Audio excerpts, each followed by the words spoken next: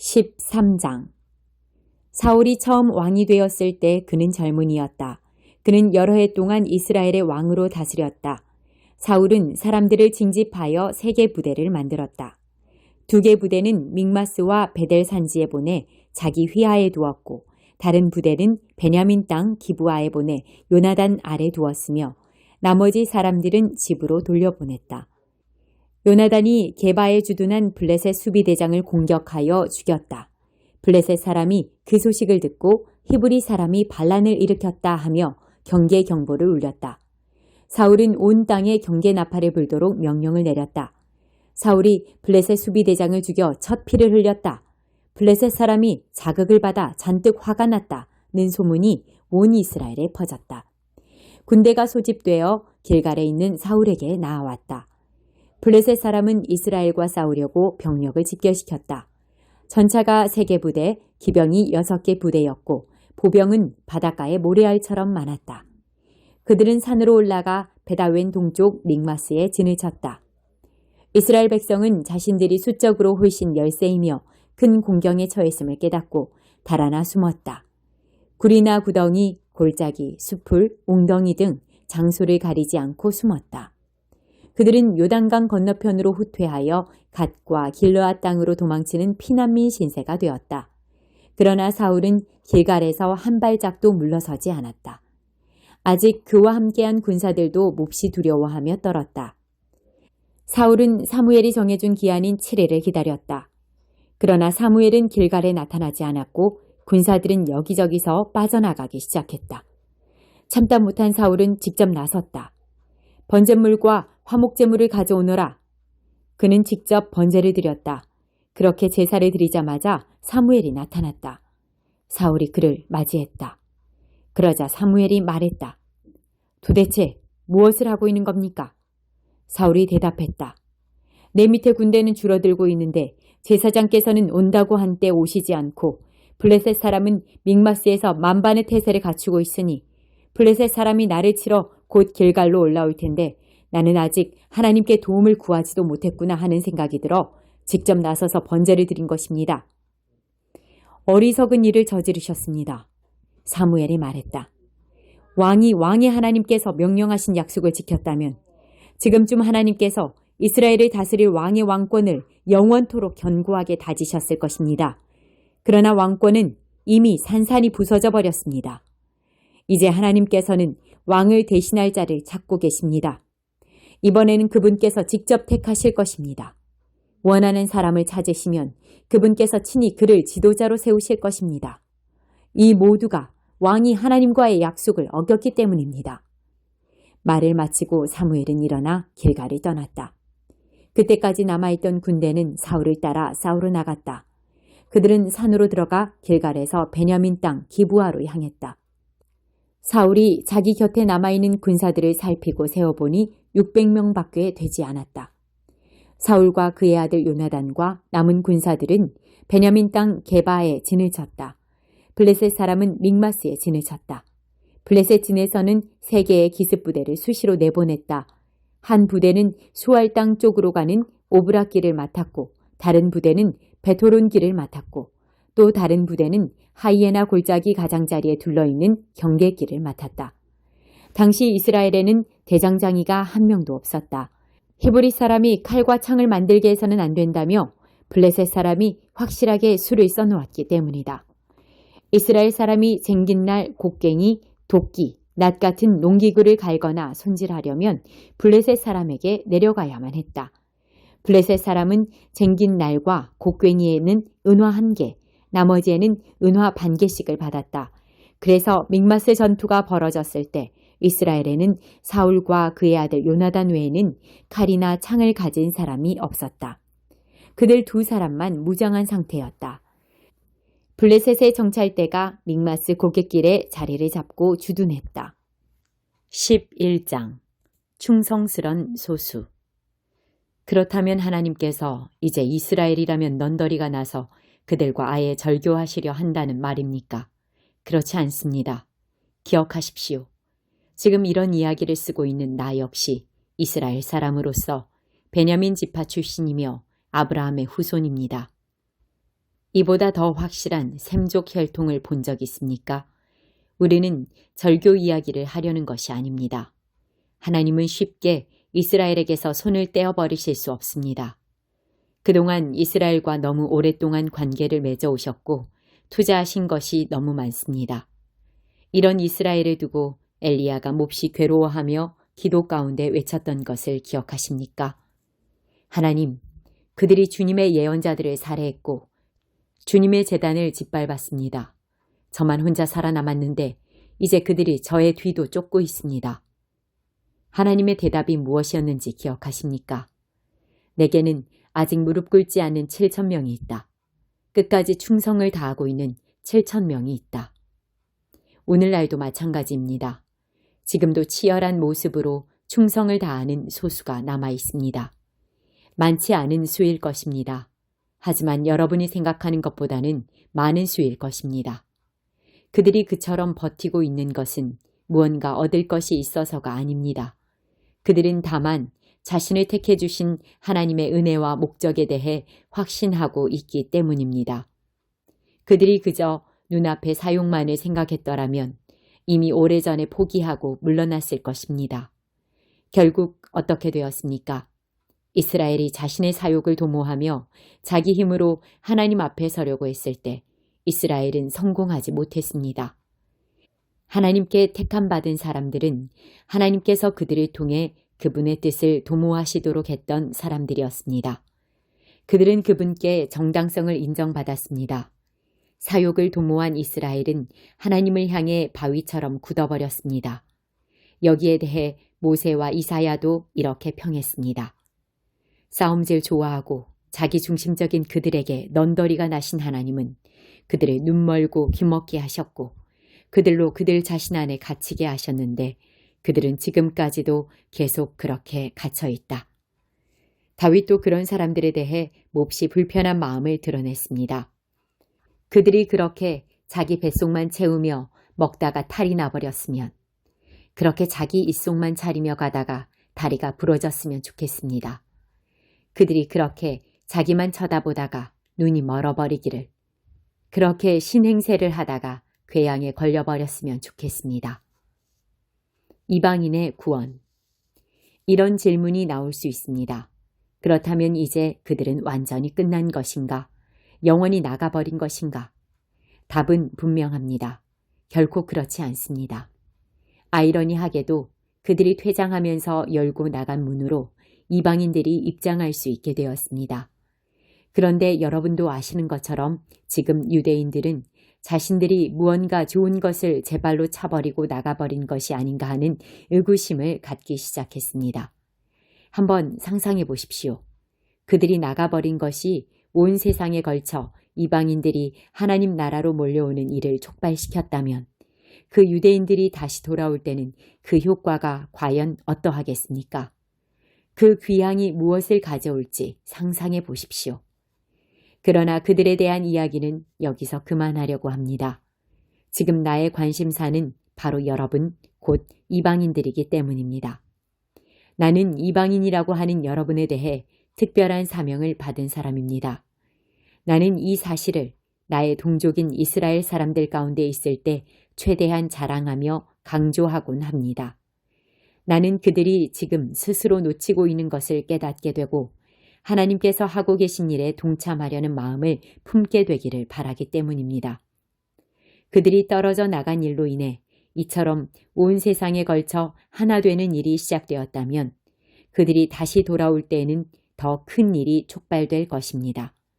엄청난 귀향이 있을 것입니다. 이렇게 유대인들이 저지른 일이 그들로서는 잘못한 일이었지만 여러분에게는 좋은 일이 되었다면 그들이 그 일을 바로잡을 때는 과연 어떻게 될지 생각해 보십시오. 이 모든 일의 배후와 바탕에는 어떤 거룩한 뿌리가 자리 잡고 있습니다. 하나님께서 심으시고 기르시고 계신 뿌리입니다. 근본 뿌리가 거룩한 나무에는 거룩한 열매가 맺힐 수밖에 없습니다. 지금 상황은 이러합니다. 그 나무의 가지 중 얼마는 가지치기를 당하고 대신에 야생 올리브나무 가지인 여러분이 그 나무에 접붙임을 받은 것입니다. 그러나 여러분이 지금 그 비옥하고 거룩한 뿌리로부터 영향을 공급받고 있다고 해서 여러분이 그 가지치기 당한 가지들 앞에서 우쭐댈 수는 없습니다. 기억하십시오. 여러분이 그 뿌리에 영향을 공급하고 있는 것이 아니라 그 뿌리가 여러분에게 영향을 공급하고 있는 것입니다. 이런 말이 나올 법합니다. 다른 가지들이 가지치기를 당한 것은 나를 접붙이기 위한 것이 아닌가? 그렇습니다. 하지만 기억하십시오. 그들이 그렇게 가지치기 당한 것은 그들이 믿음과 헌신을 통해 계속해서 그 뿌리에 연결되어 있지 않고 말라 죽어버렸기 때문입니다. 지금 여러분이 그 나무에 붙어 있는 것은 다만 여러분이 믿음으로 그 나무에 접붙여졌기 때문입니다. 믿음을 길러주는 그 뿌리에 연결되어 있기 때문입니다. 그러므로 자만해져서 뽐내는 가지가 되지 마십시오. 여러분이 연하고 푸릇푸릇할 수 있는 것은 오직 그 뿌리덕이라는 사실을 늘 겸손 가운데 기억하십시오. 본래의 가지에 주저없이 가위를 대신 하나님이시라면 여러분에게는 어떠하시겠습니까? 그분은 조금도 주저하지 않으실 것입니다. 하나님은 온화하고 인자하신 분이지만 동시에 가차없고 엄하신 분이기도 하다는 사실을 반드시 명심하십시오. 그분은 말라 죽은 가지에 대해서는 가차없으시되 접붙여진 가지에 대해서는 온화하십니다. 그분의 온화하심을 믿고 방자하게 굴 생각은 버리십시오. 여러분이 말라 죽은 가지가 되는 순간 여러분은 가차없이 내쳐지게 됩니다. 그러니 여러분은 바닥에 나뒹구는 가지치기 당한 가지들을 보며 우월감에 젖지 않도록 하십시오. 계속 죽은 가지로 남기를 고집하지 않는다면 그들도 얼마든지 다시 접붙임 받을 수 있습니다. 하나님은 그렇게 하실 수 있습니다. 그분은 기적적인 접붙임을 행하실 수 있는 분입니다. 바깥 야생나무에서 잘려나온 가지들인 여러분을 접붙여내신 그분에게는 그 나무에 본래 붙어있던 가지들을 다시 접붙이는 일은 분명 일도 아닐 것입니다. 다만 여러분은 지금 여러분이 그 나무에 붙어 있다는 사실을 기뻐하며 다른 사람들도 다 잘 되기를 바라십시오. 완성된 이스라엘. 친구 여러분, 나는 최대한 분명하게 짚고 넘어가려고 합니다. 이 문제는 결코 단순한 문제가 아닙니다. 현재 상황을 잘못 해석해서 오만하게도 자칫 여러분은 왕족이고 저들은 내쳐진 천민인 것처럼 생각할 수 있습니다. 전혀 그렇지 않습니다. 이스라엘이 현재 하나님에 대해 완고해져 있는 것은 일시적인 현상입니다. 그 효과로 모든 이방인을 향해 문이 열리게 되었고 그래서 마침내 집이 꽉 차게 될 것입니다. 그러나 이 일이 다 이루어지기 전에 먼저 이스라엘이 완성되는 일이 있을 것입니다. 이렇게 기록되어 있듯이 말입니다. 한 투사가 시온산에서 성큼성큼 내려와서는 야곱의 집을 깨끗이 치울 것이다. 내가 내 백성에게 반드시 하고야 말 일이 이것이다. 그들에게서 내가 죄를 제거할 것이다. 메시지의 복된 소식을 듣고 받아들인 여러분의 입장에서 보면 유대인들이 마치 하나님의 원수처럼 보일 것입니다. 그러나 하나님의 전체 목적이라는 원대한 시각에서 보면 그들은 여전히 하나님의 가장 오래된 친구입니다. 하나님의 선물과 하나님의 부르심에는 완전한 보증이 붙어 있습니다. 결코 취소되거나 무효가 될 수 없습니다. 불과 얼마 전까지만 해도 여러분은 하나님께 밭갈 사람이었습니다. 그러나 유대인들이 하나님께 등을 돌렸고 여러분에게는 문이 열렸습니다. 이제 그들이 하나님께 밭갈 사람이 된 것입니다. 그런데 여러분에게 문이 활짝 열린 것으로 인해 그들에게도 다시 들어올 수 있는 길이 열렸습니다. 이렇게 혹은 저렇게 하나님께서는 우리 모두로 하여금 한 번씩 다 바깥에 처해보는 경험을 하게 하셨습니다. 이것은 그분께서 친히 문을 여시고 우리를 다시 안으로 받아들이시기 위해서입니다. 이 비할 데 없는 하나님의 엄청난 관대하심과 깊고 깊은 지혜, 우리는 결코 다 이해하지 못하며 다 헤아려 알 수도 없습니다. 하나님을 설명할 수 있는 이 누구인가? 그분께 하실 일을 아뢰 수 있을 만큼 똑똑한 이 누구인가? 하나님이 조언을 구하시는 이 누구며 그분께 도움이 되니 누구인가? 모든 것이 그분에게서 시작하고 그분을 통해 일어나며 그분에게서 마친다. 영원토록 영광, 영원토록 찬양. 오, 참으로 그러하기를. 50장 바빌론이 받을 심판.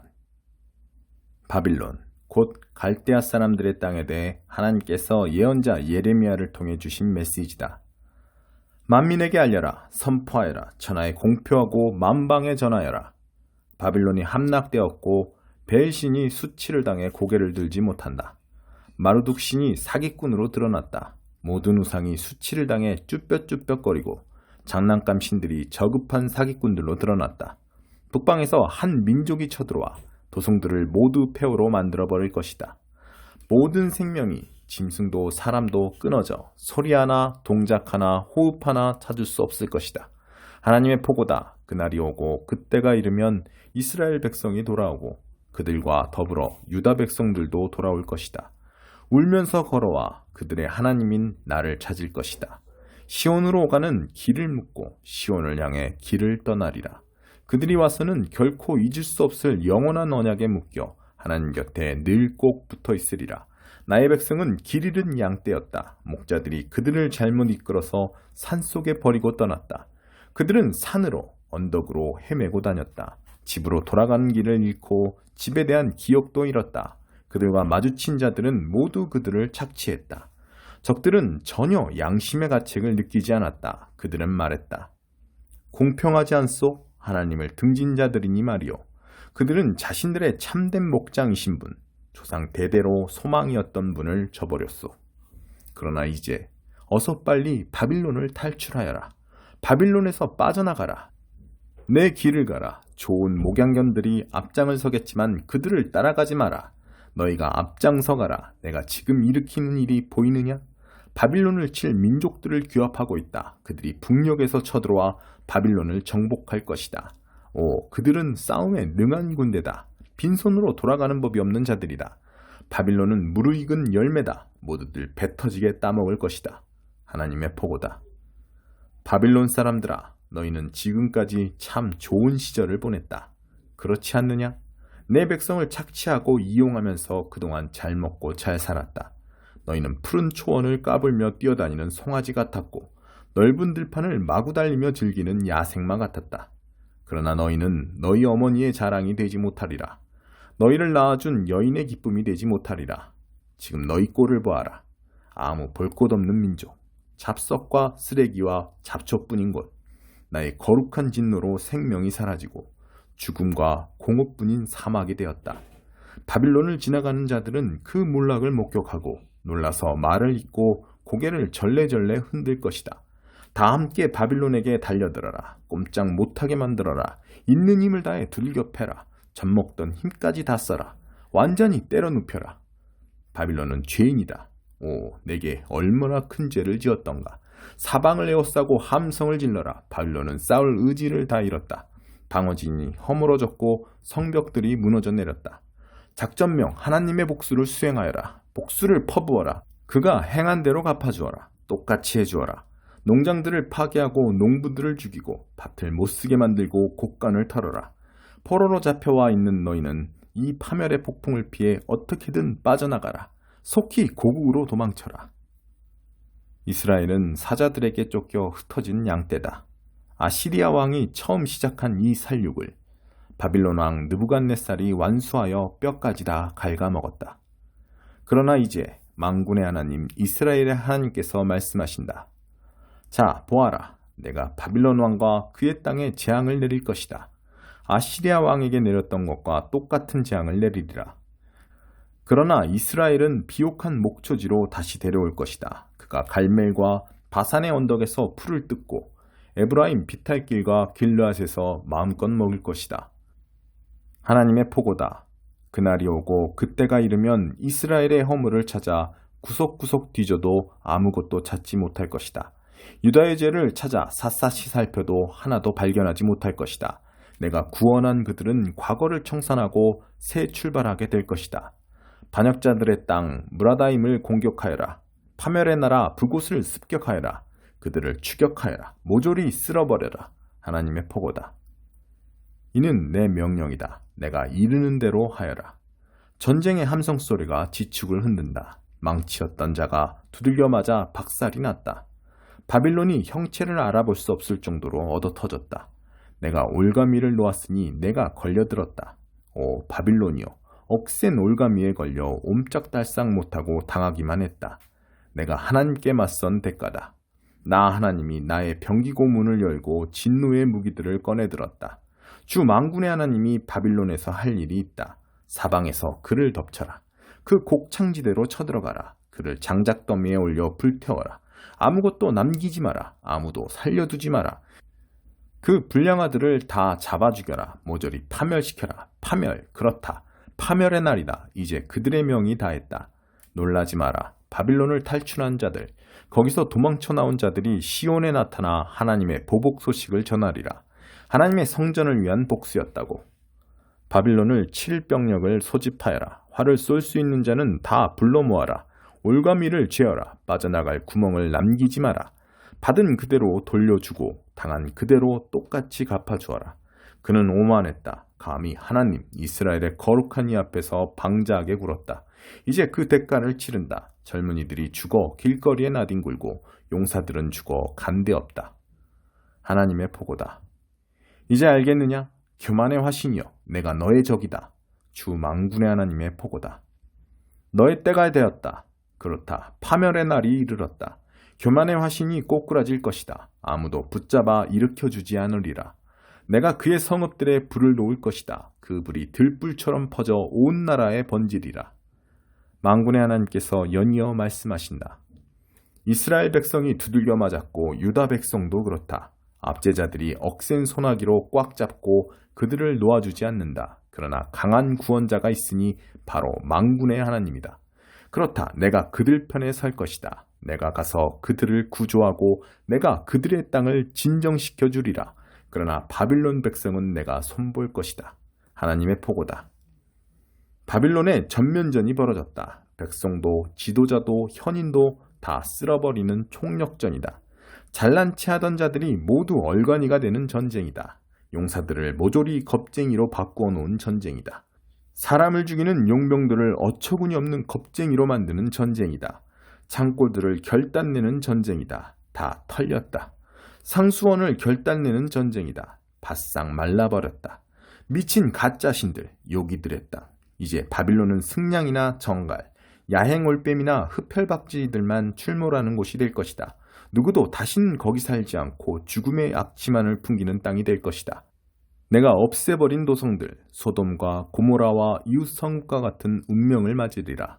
하나님의 포고다. 누구도 다시는 거기 살지 않고 그 땅에서 숨쉬며 살아갈 사람이 다시는 없을 것이다. 이제 잘 보아라. 북방에서 사람들이 인산인해를 이루며 쏟아져 내려온다. 먼 곳에서 왕들이 때를 지어 몰려온다. 살인병기를 휘두르는 그들, 무자비하고 잔인한 야만인들이다. 대양의 파도처럼 거칠게 노호하며 사나운 말을 모는 그들, 전투태세를 갖추고 당장 너 바빌론을 치려고 몰려온다. 바빌론 왕이 그들이 오는 소리를 듣는다. 그의 얼굴이 백지장처럼 하얗게 되고 사지의 맥이 탁 풀린다. 공포에 질린 왕은 산고 중인 여인처럼 몸을 비틀며 싸울 엄두를 내지 못한다. 이제 잘 보아라. 먹이를 찾아 요단강가 깊은 숲에서 푸른 목장으로 뛰쳐나오는 사자처럼 내가 달려들어 덮칠 것이다. 아무거나 먹이로 골라잡을 것이다. 누가 나를 막을 수 있으랴. 이른바 목자라는 자들. 다들 나를 어찌하지 못한다. 그러니 하나님께서 바빌론에 대해 세우신 계획, 갈대아 사람들에 대한 계획에 귀 기울여라. 믿기지 않겠지만 어리고 약한 것들, 새끼양과 새끼 염소들도 끌려갈 것이다. 믿기지 않겠지만 모두들 충격으로 그저 무력하게 지켜볼 수밖에 없을 것이다. 바빌론이 함락되었다는 함성 소리에 땅이 요동치니 세계 만방에 그 소식이 전해질 것이다. 28편 다윗의 시. 하나님, 내가 주께 부르짖을 때 못 들은 채 하지 마소서. 주께 얻는 것이 귀를 먹먹하게 하는 침묵뿐이라면 차라리 블랙홀 속으로 빠져드는 편이 낫겠습니다. 내게 필요한 것을 주께 알리며 도움을 구합니다. 주님의 은밀한 성소를 향해 내 두 손을 듭니다. 나를 저 악한 자들과 함께 한 감방에 밀어넣지 마소서. 보란듯이 악을 저지르는 자들과 같이 가두지 마소서. 저들은 그럴싸하게 평화를 말하지만 은밀하게 악마를 위해 일합니다. 저들이 행한 그대로, 저들이 저지른 악 그대로 되갚으소서. 저들이 악마의 일터에서 보낸 기나긴 시간만큼 되갚으시고 거기에 두둑한 보너스까지 얹어주소서. 하나님께서 어찌 일하시는지 무엇을 꾀하시는지 알지 못하는 저들, 하나님께서 저들을 산산이 부수시고 폐허로 만들어 버리실 것입니다. 하나님을 찬양하여라. 주께서 내 기도를 들어주셨다. 주께서 내 편이심을 증명해 주셨으니 나는 주님과 운명을 같이 할 것이다. 나 이제 기뻐 뛰고 소리 높여 감사하며 그분을 찬양하리라. 하나님은 자기 백성에게 최고의 힘, 택하신 지도자에게 드넓은 은신처가 되십니다. 주님의 백성을 구원하시고 주님 소유된 자들에게 복을 내리소서. 그들을 보살피시고 선한 목자와 같이 그들을 이끌어 주소서. 29편 다윗의 시. 만세, 하나님 만세. 신들과 전사들이 환호성을 올린다. 두려운 마음으로 하나님의 영광을 마주하고 떨리는 마음으로 하나님의 능력을 목도하여라. 주의하여 서 있거라. 가장 좋은 옷을 차려입고 그분께 예를 갖추어라. 하나님께서 천둥소리 내시며 물 위를 질주하신다. 찬란한 그분 목소리, 광채를 바라는 그 얼굴. 하나님께서 큰 물을 가로질러 오신다. 하나님의 우레소리는 북소리 같고 하나님의 천둥소리는 교향악 같다. 하나님의 우레소리가 백향목을 박살낸다. 하나님께서 북쪽의 백향목을 쓰러뜨리신다. 산맥들이 봄철 망아지처럼 뛰놀고 산마루들이 야생 새끼 염소처럼 날뛴다. 하나님의 우레소리에 불꽃이 튀긴다. 하나님의 천둥소리에 광야가 흔들린다. 그분께서 가데스 광야를 뒤흔드신다. 하나님의 우레소리에 참나무들이 춤춘다. 억수 같은 비가 가지들을 벌거숭이로 만든다. 온몸을 뒤흔든 격렬한 저 춤, 모두가 무릎 꿇고 외친다. 영광. 큰 물 위에 하나님의 보좌 있으니 거기서 그분의 능력 흘러나오고 그분께서 세상을 다스리신다. 하나님께서 자기 백성을 강하게 하신다. 하나님께서 자기 백성에게 평화를 주신다.